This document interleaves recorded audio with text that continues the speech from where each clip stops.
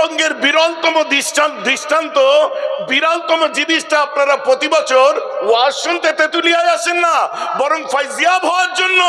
আর তার খ্যাতের ফসল বাংলা জমিনে নবজাগরণের জন্য, ইসলামের জন্য কোনায় কোনায় যে ছড়িয়ে যাবে। আজ আলেমদের হুঙ্কার শুনবো, বাতিলদের দূর করব। তার জন্য আল্লামা তাজাম্মুল হোসেন সাহেবের দ্বারা তেতুলিয়া মাদ্রাসা মেজৌজিরের দোয়া নিয়ে হাজার হাজার ছাত্ররা বাংলা তথা ভারত তথা পৃথিবীর মানুষের কাছে ইসলামের আলো ছড়াতে থাকবে। জোরে বলুন সুবহান।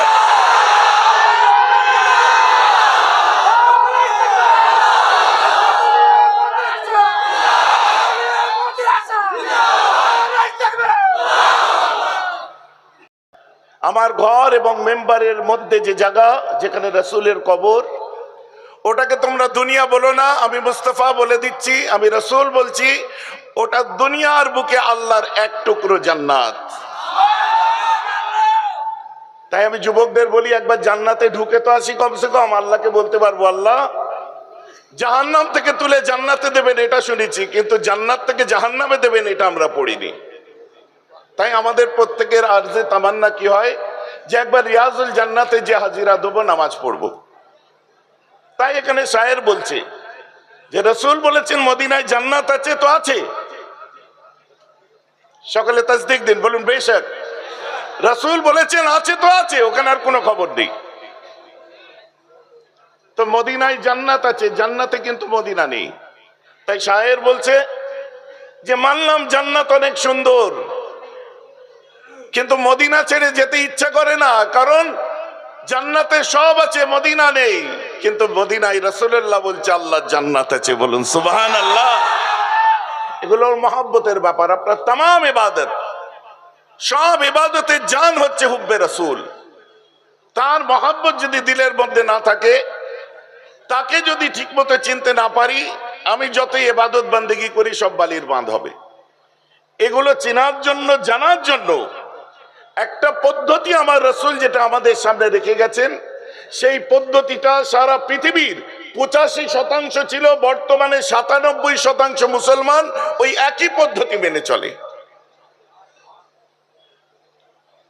যে পদ্ধতিটা আপনারা পাবেন সব থেকে বেশি সংখ্যক মানুষ যারা আকীদায়ে আশারী মাতুরিদীতে বিশ্বাসী, আকীদায়ে আশারী মাতুরিদী অনুযায়ী চলে। বলবেন ওটা আমরা কোথায় পাবো?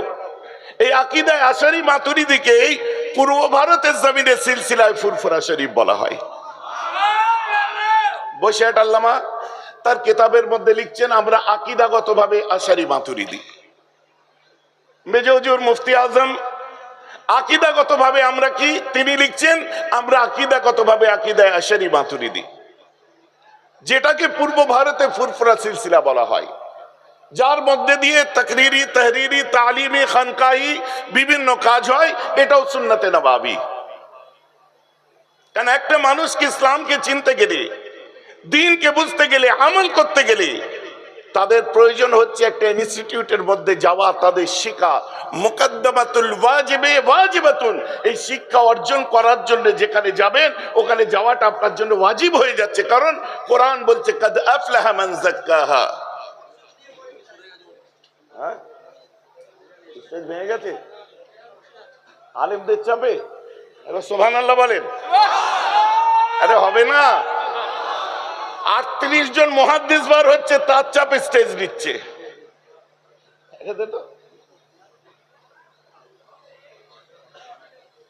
38 জন মুহাদ্দিস বার হচ্ছে, তার চাপ নিচ্ছে। আদিব 6 জন বার হচ্ছে, মুফতি 16 জন বার হচ্ছে, কারি 27 জন বার হচ্ছে, হাফেজ 13 জন বার হচ্ছে। সব মিলিয়ে 100 জন আলেম, হাফেজ, কারি, আদিব সবার লোড একটা স্টেজ নিয়েছে। একটু দাববে। সকলে বলুন সুবহানাল্লাহ। কথা ঠিক বলছে না ভুল বলছি? এ তো দাববেই, এত লোড নিতে পারে। এ তক্তারি কত নসিব যে কাদেরকে নিয়ে বসেছে আজ। তক্তাওয়ালারও কত নসিব যে কাদেরকে বসিয়েছে আজ। আর আপনাদেরও নসিব যে মুফতি আজম এমন দোয়া করে গেলেন যে পশ্চিম, মানে এদের গরম এত আমাকে গরম করে দিয়েছে। কথা বুঝতে পারছেন তো? তাই আমি বলি যে কোন আলেমদের পিরহান ধরতে আমাদের বাড়ির ছেলের এদিক ওদিক যেতে হবে না। মেজর হুজুর কেবলার দুয়ার ফসল যা আছে বাংলার কোনায় কোনায় ছড়িয়ে, আমার ওয়াজি আপনারা শুনেননি, মেহরাব ভাইজান হয়তো বানিয়ে বলে যে মাদ্রাসায় পড়ে যাদের মগজে ঢুকে আছে, মাদ্রাসায় পড়ে পুঁথিগত শিক্ষা শেখে, মাদ্রাসায় পড়া ক্যালকাটা ইউনিভার্সিটির প্রফেসর নাসিরের কথা যে বলি, আমার নাসিরুদ্দিন এখানে বসে আছে, মাদ্রাসায় পড়ে প্রফেসর, মাদ্রাসায় পড়ে ডাক্তার, জীবনতলায় বাড়ি, সার্জেন, কি নাম ওর, আলামিন, মাদ্রাসায় পড়া ইঞ্জিনিয়ার, মাদ্রাসায় পড়া ডাক্তার। মানে এইসব এদারাগুলোকে খুব একদম মিসআন্ডারস্ট্যান্ড করবেন না। আর যারা এখানে পড়াশোনা করে কোন স্কুলে ভর্তি হয়নি, ঠেলে ঢুকিয়ে দিয়েছে মাদ্রাসায় ভাববেন না। গার্জিয়ান গুলোকে দেখলেও বুঝতে পারবেন, ছাত্রগুলোকেও দেখতে বুঝতে পারবেন যে সম্ভ্রান্ত পরিবারের ছেলেরা এখানে এসেছে। ঘাস কাটছে নাকি এরা?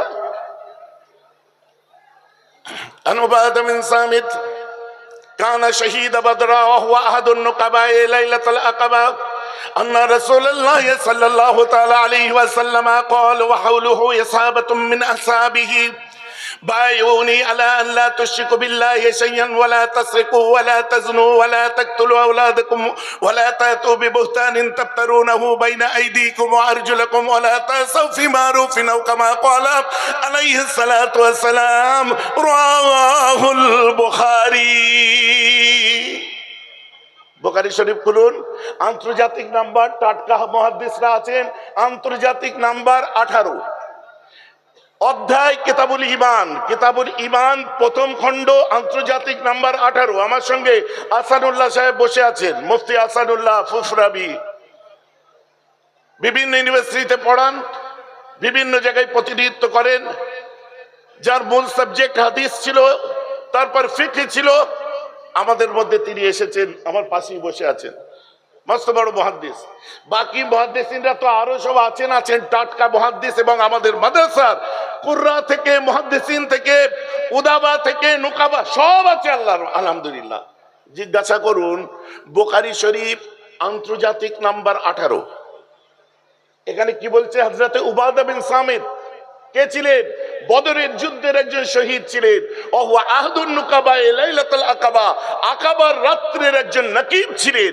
আকাবার রাত্রের নকিব মানে মুসা নবীর যেমন হাওয়ারিন ছিল, ঈসা নবীর যেমন হাওয়ারিন ছিল, ধর্ম প্রচারের ক্ষেত্রে মুসা আলাইহিস সালাতু ওয়াস সালামের যেমন 75 জন নকিব প্রতিনিধি ঠিক করেছিলেন, উকাবার রাত্রিতে ওই সুরঙ্গের মধ্যে ধর্ম প্রচারের জন্য আমার রাসূল 70 জন প্রতিনিধি ঠিক করেছিলেন। ওয়াহাদুন নুকাবাই, ইনি একজন তার মধ্যে ছিলেন। মানে হাদিসটা কত গ্রহণযোগ্য দেখুন, রাসূলের স্পট করে একজন প্রতিনিধি। তারপরে কি বলছেন? আন্না রাসূলুল্লাহ সাল্লাল্লাহু আলাইহি ওয়াসাল্লাম কল, নবীজি বলেছেন, ওয়া হাওলুহু, উনকি ইর্দ-গির্দ, ইসাবাতুম মিন আসহাবিহি, এক ইসাবা থে, ইসাবা का मतलब गरोह थे, उनकी इर्द गिर्द एक गरोह थे। किसकी गरोह? बिन असहाबी, जो गरोह असहाब में से थे। মানে রসুলের আশপাশে সাহাবাদের একটা জামাত ছিল। মানে এই হাদিসের উপর জোফের ফতোয়া আনা সম্ভব কিনা এই টাটকা মুহাদ্দিস গুলোকে জিজ্ঞাসা করুন। একা নয়, একদল সাহাবার সামনে বলছেন, কি বলছেন? বায়ুনি, তোমরা আমার হাতে বায়াত হও। সুবহানাল্লাহ বলবেন না? কি বললেন? বায়ুনি, তোমরা আমার হাতে অঙ্গীকারবদ্ধ হও, বায়াত হও। এটাকে সাকিফায়ে বনি সাঈদায় নবী আমার বসেছিলেন, সূরা মুমতাহিনা নাজিলের পর, মানে ফাতহ মক্কা হয়ে গেছে, এভরিথিং ইজ গোইং স্মুথ, সব যখন শান্ত, তখন আমার নবী বললেন, তোমরা আমার কাছে বায়াত হও। এটাকে অনেকে বলতে পারেন ওটা নবীর হাতে বায়াত হয়েছে, ইমানের বায়াত, কালেমা পড়েছে তাল। না, বায়াত হলো 3 প্রকার। একটা হচ্ছে বায়াতুল ঈমান। হযরত বিলাল নবীজিকে দেখলেন, ফালাম্মা রাআইতু নবী আলাইহিস সালাম উলকিয়া ফি কলবিল ইসলাম ফাকুলতু ইয়া রাসূলুল্লাহ ইন্নী লা আরজু ইলাইহিম আবাদা فقال إني لا أكيس بالأهد ولا أهبس البردة فلكن ارجع فإن كان في نفسك ذهبت ثم أتيت النبي عليه الصلاة والسلام। বিলাল বলছে, রাসূলকে দেখলাম, অন্তরেতে আমার ইসলামের সূর্য উদয় হয়ে যায়। আমার দিকে রাসূল তাকিয়ে দেখলেন, মুচকে হাসলেন, মুখ দিয়ে গোলাপ ঝরে পড়লো। কে বাবা তুমি? বেলাল। কে বেলাল? গোলাম। কাদের গোলাম? বলছে, হুজুর আমি আবু সুফিয়ানদের গোলাম, হিন্দাদের গোলাম, ওই আবু জাহেলদের গোলাম। বলছে ফালাকে নিয়ে যা, ফিরে যাও, তুমি চলে যাও, এখন এখানে থেকো না, তোমার মনের অবস্থা যদি এমন হয় তুমি আবার এসো। বিলাল বলছে হুজুর আমি আপনাকে ছেড়ে কোথাও যাব না। আমার রাসূল বলছে যা বাবা, চলে যা বাবা, তোকে মারবে ওরা, তোর জীবন নিয়ে দেবে। ইন্নী লাকিসু বিল আহদি ওয়ালা আহবিসুল বুরদা, আমি ওয়াদা, আমি অঙ্গীকারবদ্ধ যে আমি কোনো কাউকে আটকাবো না, কোনো কৃতদাস রাষ্ট্রদূত কাউকে আমি আটকাবো না, আমি যে ওয়াদা করেছি। তুই বরং ফিরে যাও, তোমার মনের অবস্থাই থাকলে থেকো। বেলাল চলে যাওয়ার আগে বলল হুজুর আমাকে কালমা পড়িয়ে দিন। অনেক দিনের অপেক্ষায় ছিলাম। কালমা পড়ার সময় বেলালের দুই চোখ দিয়ে ঝরঝর করে পানি পড়ছে। ফাকাব্বালা ইয়াদাহু, আমার রাসূলের হাত মোবারকে বেলাল মোটা ঠোঁট দিয়ে একটা চুমু খেয়েছিলেন। ওই চুমুর স্পর্শ, ভেতরের যে মানে স্নিগ্ধতা আমার নবী অনুভব করেছিলেন যে এটা কত অন্তর থেকেও আমাকে চুমু খেয়েছে। বলুন সুবহানাল্লাহ। আমার রাসূল হযরতে বেলালের কপাল মোবারকে চুমু দিয়েছিলেন। বেলাল চলে যাওয়ার সময় বলছে হুজুর আমি যাই, যাওয়ার আগে আপনার কাছে আমার একটা কথা আছে হুজুর, আমি আমার জীবনে এমন কোনো কাজ যাতে না করে ফেলি যেটা আপনার কানে পৌঁছালে আপনার কষ্ট লাগবে। হুজুর আপনি দোয়া করেন আমি যেন জীবনের সেরা তোহফাটা আপনার কদমে দিতে পারি, হুজুর আমার জন্য দোয়া করবেন। তিনটে কথা বলেছিলেন, যাক আমি মুখতাসার করে বলছি। হযরত বেলালকে বললেন, রাসূল পাক বললেন ইরজা, ফিরে যাও, মায়া পড়ে যাচ্ছে, আমার রাসূল নরম দিলের মানুষ। বেলাল চলে গেলেন, যাওয়ার পরে বাড়িতে দেখলেন, ফিরে গেলেন, ফিরে যাওয়ার পরে প্রসঙ্গ তো আসলো তাই বলে দিচ্ছি। দেখে তখনকার দিনে হযরতে আম্মার রাদিয়াল্লাহু আনহুর আম্মা, ইসলামের প্রথম মহিলা শহীদ, নাম কি? হযরতে সুমাইয়া রাদিয়াল্লাহু আনহা। হযরতে আম্মারের আম্মা ছিলেন উনি। যে দেখে সুমাইয়ার উপরে বড় অত্যাচার চলছে, বেলাল সেই বাড়িতে পৌঁছে গেছে সকাল সকাল, ওই বাড়ির গোলাম বেলাল হযরতে সুমাইয়াকে টর্চার করছে। মানাতের মূর্তি বুকের কাছে ধরেছে, লাত উজ্জাত হাবলের মূর্তি ধরে বলছে বল এটাকে খোদা বল। হযরতে সুমাইয়া বলছে আল্লাহু আহাদ, আল্লাহু আহাদ, আল্লাহ এক। পরে মুখের কাছে যখন ঠুসে ধরছে মূর্তিটাকে, তখন মুখ থেকে থুতু দিয়েছিল। এই থুতু দিতে রাগের মাথায় খঞ্জর নিয়ে, চার হাত পা বেঁধে খঞ্জর নিয়ে সুমাইয়া রাদিয়াল্লাহু আনহুর বুকে বললাম নিয়ে, লম্বা বললাম নিয়ে গায়ের জোরে মেরে দেয়, সিনা ভেদ করে পিছন দিয়ে বার হয়ে যায়। আল্লাহ বলে হযরতে আম্মার চিৎকার করে উঠে। আম্মারের আব্বা হযরতে সুমাইয়ার স্বামী দেখছে আল্লাহ বলে চিৎকার করে উঠে ছুটে চলে আসে। বাঁধা অবস্থায় গায়ের শক্তি দিয়ে যে খুঁটির সঙ্গে বেঁধেছিল সেটাকে তুলে দিয়ে চলে আসে। পরে হাত খুলে নিজের স্ত্রীকে কোলের উপরে শুইয়েছে। হযরতে বেলাল দূর থেকে আর চোখে দেখছে, হযরতে বেলাল আর চোখে দেখছে, চোখ দিয়ে পানি পড়ছে। হযরতে সুমাইয়া নিজের স্বামীর দিকে তাকিয়ে বলছে আমরা দুজনে একসঙ্গে রাসূলুল্লাহর হাতে হাত দিয়েছি, আমরা বাইতুল ঈমান হয়েছে, আমাদের বড় ইচ্ছা ছিল রাসূলুল্লাহর সামনে গিয়ে আমরা দাঁড়াবো আমাদের বাচ্চা আম্মারকে নিয়ে। আম্মারও মুসলমান হয়েছে, রাসূলের খেদমত করব, আমার নসিবে আর নাই। আজ আমি তোমাকে ছেড়ে আমি চলে যাচ্ছি, আমার মাজল এসে গেছে, আমি আর বাঁচবো না। সুমাইয়ার স্বামী হযরতে আম্মারের আব্বা বলেছিলেন এই সুমাইয়া তুমি দুঃখ করো না, আমার বড় নসিব যে আমার স্ত্রী আমার রাসূলের জন্য প্রাণ দিয়ে দিয়েছে। আপনি কাঁদছেন কেন?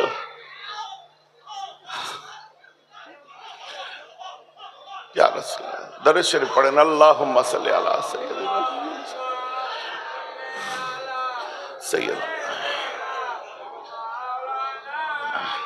আর ঘনিতে বাড়ি ওনাকে একটু পানি খাওয়ান, ওই আপনার ইয়েতে ফিঙাতে বাড়ি, মুফতি আজমের হাতে বায়াত, উনি পানি খাওয়ান ওনাকে। জি, আর কানের কাছে দরুদ শরীফ পড়েন। মুফতি আজম মির্জা হুজুর পীর কেবলার হাতে হাত দিয়া মানুষ কলব জারি আছে সব সময়।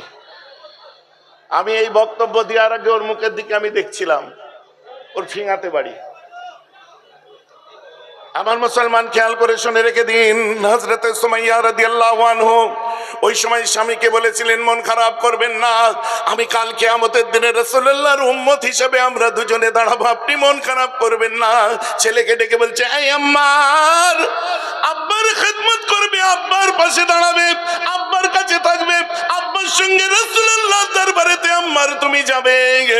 আর মায়ের শেষ বেলায় একটা কথা মনে রেখে দাও, শেষ বেলায় আমাকে একটা ওয়াদা করো, আমার শেষ ওয়াদা হলো এটাই, এই আম্মার কোন শত্রু যদি তোমার কলিজা থেকে বার করে নেয়, ওই কলিজা থেকে আমার রাসূলকে বার করতে যেন না পারে।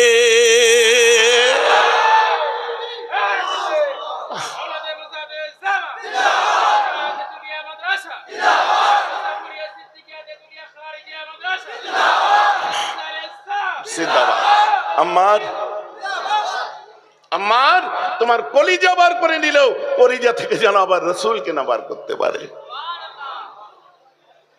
হযরতে আম্মারের আব্বা ওই সময় চোখটাকে চেপে ধরে কোলের উপরে শক্ত করে রেখে বললামটায় হাত দিয়ে আল্লাহু আকবার বলে টান মারে। মারার সাথে সাথে চিৎকার করে ওঠে, রক্ত ছিটকে পড়ে, কিছুক্ষণের মধ্যে দুনিয়া থেকে শাহাদাতের মৃত্যুবরণ করে। হযরতে আম্মার মা গো বলে যে আগে যাই আমি কাকে মা বলে ডাকবো, আম্মারের আব্বা আম্মারকে সান্ত্বনা দেয়, আম্মার আমার স্ত্রীকে রাসূলের জন্য দিলাম, আম্মার তোমার নসিব, তোমার মাকেও তুমি রাসূলের জন্য কুরবানি দিয়েছো। এরপরে হযরতে আম্মারের আব্বাকে ধরে নেয়, দুটো ঘোড়ার পায়ের সঙ্গে বাঁধা হয়, দুটো পাকে, একটা পা ঘোড়া ডান দিকে ছেড়ে দেয়, একটা বাঁ দিকে ছেড়ে দেয়, একটা জুনুবে একটা শিমালে ছেড়ে দেয়, মধ্যে থেকে দু টুকরো হয়। ছেলে দেখছে বাপের বাপকে কতল করা হয়েছে, আরে কোন সন্তান সহ্য করবে। এরপরে পালা আসে হযরতে আম্মারের, হিন্দা তাকে পিছনে হাত বেঁধে নেয়, হাত বেঁধে নিয়ে মারতে আরম্ভ করে দেয়। মার যে মারের কোনো অন্ত নেই, এত মার মারে, এত আঘাত করে, ইসলামের ইতিহাস আজ জলজল করছে। খতিব বাগদাদি কি লিখছে দেখুন, বলছে যেরকম অত্যাচার চলেছে, এই অত্যাচারটা ইসলামের ইতিহাসের মধ্যে একটা কালো অধ্যায় রচনা করেছে। আজ সত্যি তাই, মার যে মারের কোনো শেষ নেই। মেরে মেরে যখন হিন্দা হাঁপিয়ে যায়, হযরতে বেলাল ওই বাড়িরই গোলাম, বেলাল আর চোখে দূর থেকে দেখছে, আর চোখে দেখছে, বেলাল দেখছে, বেলালের চোখ দিয়ে পানি পড়ছে। হঠাৎ হিন্দা আওয়াজ দিয়েছে, বেলাল, ইয়া বেলাল, তাল কাছে আসো। এসে মোটা সমাধানটাকে তুলে দিয়ে মোটা কোনো বস্তু, মানে যার উপরে আলো টালো আগুন টাগুন মশাল জ্বালাতো, তুলে নিয়ে হাতে দিয়ে দেয়। দিয়ে দেওয়ার পরে বলছে যে একে এত মার মারো, তোমার গায়ে অনেক ক্ষমতা, অনেক শক্তি, এত মার মারো যে বেলালের যেন রক্ত গোস্ত সব ছড়িয়ে ছাড়িয়ে পড়ে যায়। বেলালের হাতে চাবুক বা ডান্ডাকে তুলে দেওয়া হয়। হিন্দা বলছে বেলাল মার, সামনে আম্মার বসে আছে, বেলাল মার। বেলাল চুপচাপ দাঁড়িয়ে আছে, বেলাল মার, বেলাল দাঁড়িয়ে আছে, বেলালকে থাপ্পড় মারে, বেলাল মার, মার বেলাল। বেলালের হাত চলে না। এক সময় হযরতে বেলাল রাদিয়াল্লাহু আনহুর হাত থেকে ডান্ডা বা চাবুকটা পড়ে যায়, সঙ্গে সঙ্গে হযরতে আম্মার তাকিয়ে দেখেছে, আহারে কে ছিল ওই সময় ওদের পাশে, ওদের পাশে ওই সময় কে ছিল? দুটো মুসলমান মার খাচ্ছে। বেলালের হাতে চাবুক তুলে দিয়েছে মারার জন্য, ডান্ডা তুলে দিয়েছে মারার জন্য, আর হযরতে আম্মারকে মারবে। হযরতে বেলালের হাত মোবারক থেকে চাবুকটা পড়ে যায়, মাথাটা তুলে হযরতে আম্মার দেখেছে। বেলাল একটু পাশে সরে যায়, বাঁদিকে চলে যায়, সামনে থেকে একটু সরে যায়, ইশারা করে জিজ্ঞাসা করে, কি হলো ভাই, মার আমাকে। কে? হযরতে আম্মার জিজ্ঞাসা করছে। ইয়ামিনুহু ওয়া ইয়াসিরুহু সুম্মা ফাওকাহু। ওই সময় একটা ইশারা করেছিলেন যে ভাই আমি তোকে মারতে পারবো না, ডান সাইড অর্থাৎ নিজে যেদিকে সরে যায় সেদিকে হাত দেখায়, আর ওই আম্মারের দিকে হাত দেখায়, মানে ইশারাটা ছিল এইরকম, মারতে পারবো না বলে। কেন? সুবহানাল্লাহ, জোরে বলুন সুবহানাল্লাহ। একবার তার দিকে হাত দেখায়, একবার নিজের দিকে দেখিয়ে ওপরের দিকে দেখায়, বলছে আমি তোকে মারতে পারবো না, তুইও যার হাতে হাত দিয়েছিস আমিও তার হাতে হাত দিয়েছি, মুহাম্মাদুর রাসূলকে রাসূল বলে মেনে নিয়ে আমরা দুজনেই কিন্তু আমার আল্লাহর হয়ে গেছি।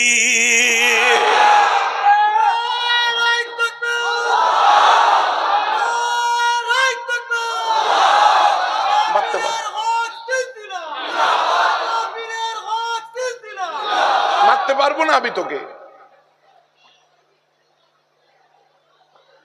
সঙ্গে সঙ্গে হযরতে আম্মার ওই সময় চাবুকটাকে হাত খুলে দিয়ে চাবুকটা হযরতে বেলালের হাতে তুলে দিয়ে বলছে, ভাই মার, তুই যদি আমাকে এখন না মারিস তাহলে তুই ওদের খেয়েছিস, ওদের খেদমত করিস, তুই ওদের গোলাম, তোকে মেরে শেষ করে দেবে। ভাই মার। উঠে দাঁড়িয়ে পড়ে বলছে, বেলাল মার। বেলাল কাঁদছে আর দাঁড়িয়ে আছে চুপচাপ, এমনি কথা কম বলতেন। বেলাল মার। বেলাল চুপ করে দাঁড়িয়ে আছে। বেলাল মার। বেলাল চুপ করে দাঁড়িয়ে আছে। এক সময় বেলালকে জোরে ঝাঁকিয়ে দিয়ে বলছে, মার ভাই মার, তোর হাতে মার খেলে আমার কিচ্ছু হবে না রে, তুই মার, দুজনেই বাঁচবো ইনশাআল্লাহ। হযরতে বেলাল ওই সময় ওর দিকে তাকিয়ে হাত দুটোকে ধরে বলছে, কার জন্য আমি তোকে মারবো? দুনিয়ার নেত্রী আছে হিন্দা, আর দুনিয়ার নেতা আছে আবু জাহল, আবু সুফিয়ান, আবু লাহাব, ওলিদরা হলো দুনিয়ার নেতার নেত্রী, দুনিয়ার নেত্রী হচ্ছে হিন্দা। এই আম্মার, আমি কার জন্য তোকে মারবো? এই দুনিয়ার নেতা নেত্রীর জন্য আমার ভাইকে আমি মারতে পারবো না। কেননা আমি আল্লাহ রাসূলের কাছে গেছিলাম, বায়াত হওয়ার পরে আমি নবীজির কাছে ওয়াদা করেছিলাম, এই রাসূল আপনি দোয়া করুন আমার দ্বারা এমন কোনো কাজ যাতে না হয়ে যায় যে কাজটা আপনার কানে এসে পড়লে আপনার মনে কষ্ট লাগবে। এই আম্মার, আমি মুসলমান হিসাবে দুনিয়ার নেতা নেত্রীর জন্য যদি তোকে মারি, কথাটা আমার রাসূলের কানে যাবে, আমার রাসূল কষ্ট পাবে, আমার জান চলে গেলেও মুসলমানকে মেরে নবীকে কষ্ট দিতে আমি পারবো না। জোরে বলুন না সুবহানাল্লাহ। শুধু সুবহানাল্লাহ বললেন না, ওয়াজ বুঝতেও পারলেন? বুঝে গেছে? এতক্ষণ কাঁদতে কাঁদতে হাসছেন কেন? পিছনের ভাইরা ওয়াজ বুঝতে পেরেছেন? কি শিক্ষা দিল হযরতে বেলাল?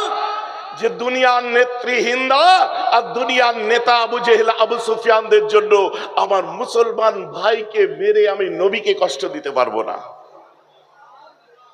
এখানে কি করতে বসেছেন? আজও পর্যন্ত বহু নেতা নেত্রী আমার পাশে বসেছে। আমি আমার দাবির জন্য, যেমন মেজর হুজুর জানেন না আপনারা, যে মাদ্রাসায় এসেছেন, আজ নবী দিবসের ছুটি দেখতে পাচ্ছেন, এটা মেজর হুজুরের দাবি ছিল। সিদ্ধার্থ বাবুকে বলেছিলেন, সিদ্ধার্থ নবী দিবসের ছুটিকে সর্বভারতীয় করো, সিদ্ধার্থ পুলিশে বেশি বেশি করে মানুষ ঢোকাও, সিদ্ধার্থ কলকাতা মাদ্রাসা আলিয়াতে একটা মুসলিম প্রিন্সিপালটা বাঙালি প্রিন্সিপাল দাও। তিনটে দাবি তিনটেই রেখেছিলেন। প্রফুল্ল সেন, আপনার কি বলে বিসি রায়, বিধানচন্দ্র রায়, বড় হুজুর দাবি রেখেছিলেন, শুনেছিল। মুজাদ্দেদে জামানের কাছে 9 নম্বর হালদার লেনে সব দলের নেতাগুলো এসে বসতো। দাদা হুজুর কোন দলের নয়, মেজো হুজুর কোন দলের নয়, 5 হুজুর কোন দলের নয়, আমরা জমিয়তুল উলামায়ে বাংলা আসামের মানুষ, আমরাও কোন দলের নয়। আমাদের দাবির জন্য কখনো দিল্লি যাই, কখনো কলকাতা যাই, কখনো অপোজিশনের কাছে যাই, আমরা আমাদের বক্তব্য পরিষ্কার রাখি। আমাদের একটাই মেসেজ, সেটা কি? দুনিয়ার নেতা হুজুর সেজে আসবে, মাওলানা সেজে আসবে, পীরজাদা সেজে আসবে, দুনিয়ার নেতা আপনার অনেক রকম আসবে, মুনাফিক আসবে, দাগাবাজ আসবে, ডানপন্থী আসবে, বামপন্থী আসবে, কিন্তু আমাদের নীতি আদর্শ একটাই রাখতে হবে যে আমরা মুজাদ্দেদে জামানকে আইডিয়ালাইজ করেছি। সামনে গজব আসছে, আমাদের দ্বারা কোনো মুসলমানের ক্ষতি না হয়ে যায়, আমরা যেন রাসূলের উম্মত হিসাবে দাদা হুজুর জিন্দাবাদ বলতে পারি। জোরে বলুন সুবহানাল্লাহ। মাশাআল্লাহ। তাকবীর দিন সকলে, গগন ভেদী আওয়াজ, সবাই মিলে নারে তাকবীর। কেউ কেউ লিপ দিচ্ছেন, ঠোঁট মিলাচ্ছেন,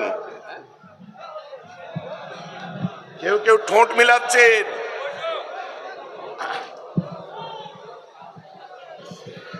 আপনারা সকলে মিলে নারে তাকবীর। सिलसिला हक मुजद्दिद ज़मान तेतुलिया अबू ज़फरिया खारिजिया जामिया इस्लामिया तेतुलिया अबू ज़फरिया खारिजिया मदरसा व जामिया इस्लामिया नारे तकबीर असातिज़ा इकराम गौन दाता गौन तमाम सामीन श्रोता मंडली बड़ो भाईजान हुजूर पीर किबला जनाब पीरजादा पीर बिन आजुद्दीन सिद्दीकी साहेब नारे तकबीर। বড় ভাই এসে গেছেন। আপনারা মাশাআল্লাহ এদিকে বাগান তো ভরে গেছে, সকলে বসে পড়ুন।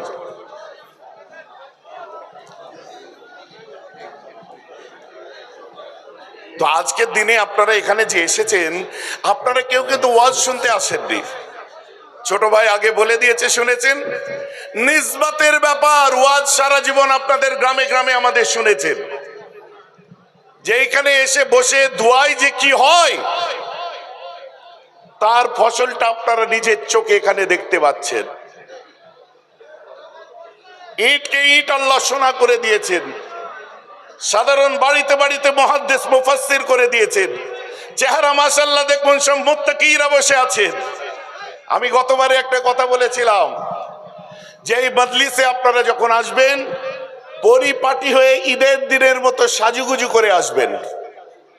কেন বলেছিলাম?